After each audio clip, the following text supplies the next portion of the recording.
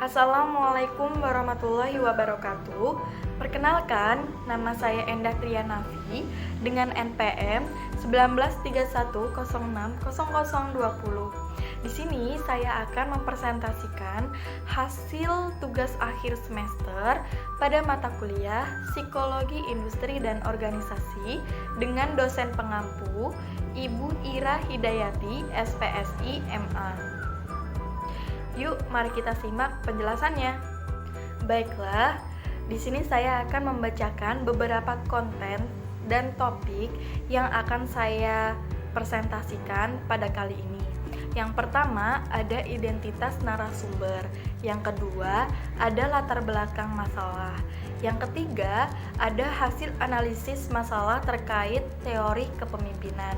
Yang keempat, ada pemecahan masalah atau solusi.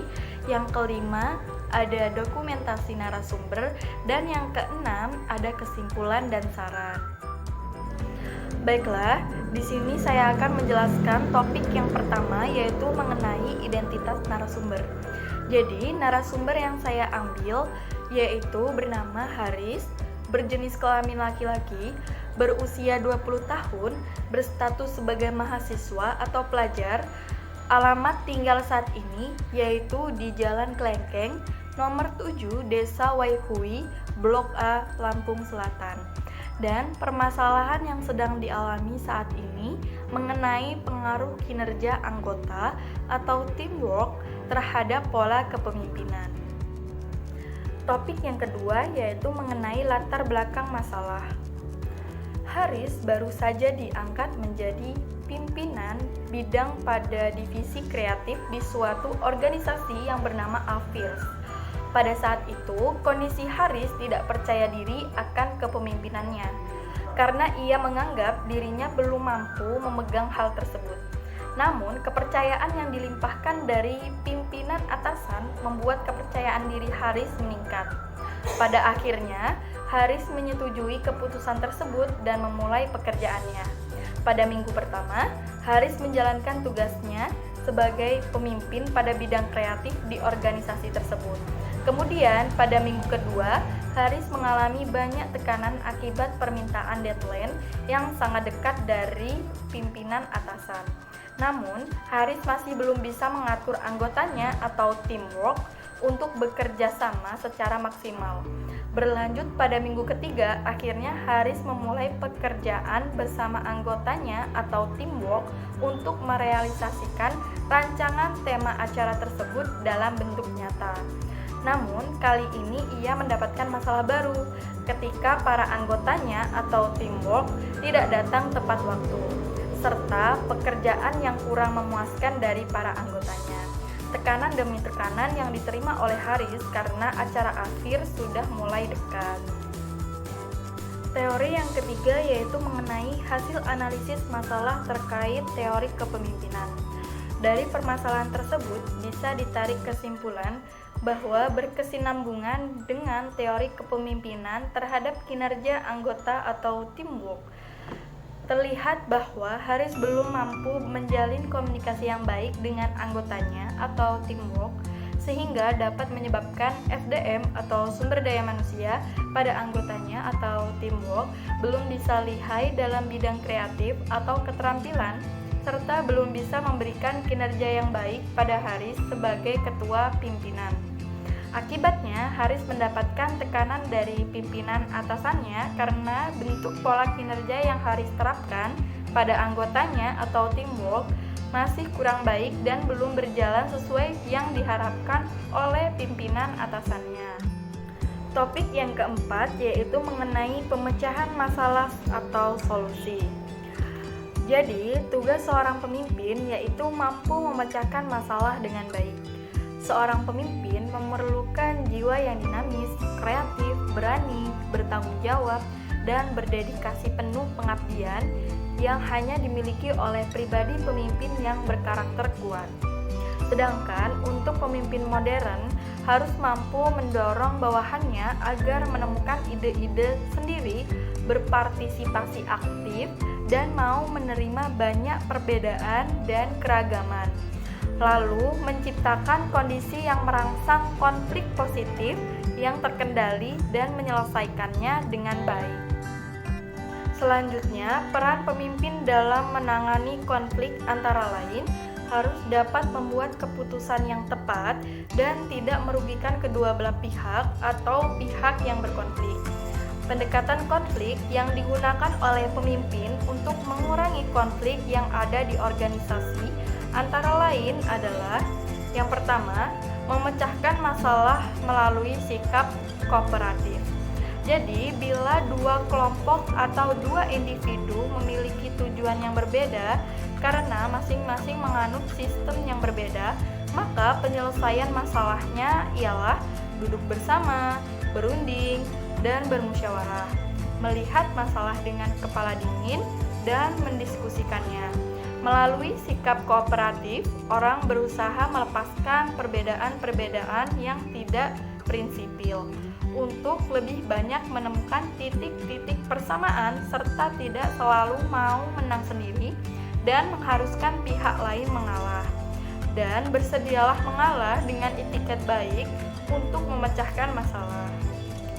Lalu yang kedua, mempersatukan tujuan. Tujuan yang dipersatukan ini sama dengan tujuan yang harus dicapai oleh kelompok yang tengah berselisih. Tujuan bersama itu harus bisa dicapai karena sifatnya imperatif atau memaksa. Melalui jalan kooperatif dan disertai rasa solidaritas tinggi, orang harus bisa bekerja sama atas dasar saling percaya mempercayai atau sama lain. Yang ketiga, menghindari konflik. Cara paling mudah untuk menghindari suatu konflik yang bertujuan untuk tidak melakukan, menentang, lalu mendesak semua kesebalan dan kekecewaan ke dalam ketidaksadaran, sehingga menjadi kompleks terdesak yang sering menjadi sumber pengganggu bagi ketenangan batin sendiri. Dengan jalan pendesakan bertujuan menghindari kesusahan. Yang penting adalah menghindari orang yang tidak disenangi dan menghindari konflik terbuka. Selanjutnya, tepat atau lambat, orang harus berani saling berkonfrontasi dan mencari jalan penyelesaiannya. Yang keempat, memperhalus konflik. Dengan memperhalus konflik, jalan penyelesaian orang berusaha dengan sengaja dan sadar menyingkirkan perbedaan untuk lebih menonjolkan persamaan serta kepentingan bersama, sehingga jalan damai dapat ditempuh untuk memecahkan masalah yang dipertengkarkan. Lalu yang kelima, kompromi. Jadi, kompromi merupakan proses saling berjanji antara kedua belah pihak yang bersedia melepaskan sebagaimana dari tuntutannya. Dalam peristiwa kompromi, boleh dikatakan tidak ada pihak yang menang dan yang kalah secara mutlak.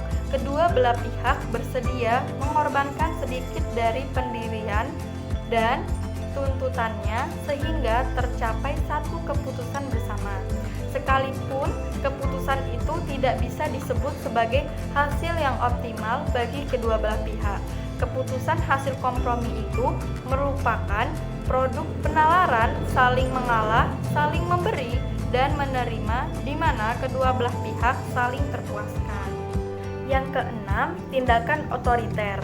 Dalam struktur organisasi formal, dengan adanya relasi atasan dengan bawahan, maka otoritas dan kewibawaan pemimpin yang berkedudukan paling tinggi merupakan suara pemutus bagi konflik antar individu dan antar kelompok.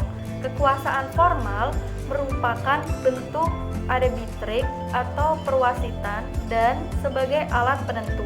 Kepemimpinan otoriter dengan tindakan-tindakan yang tegas dan drastis itu di saat genting bisa menegakkan orde serta bisa menjadi alat koordinasi yang efektif. Lalu yang ketujuh, mengubah struktur individual dan struktur organisasi.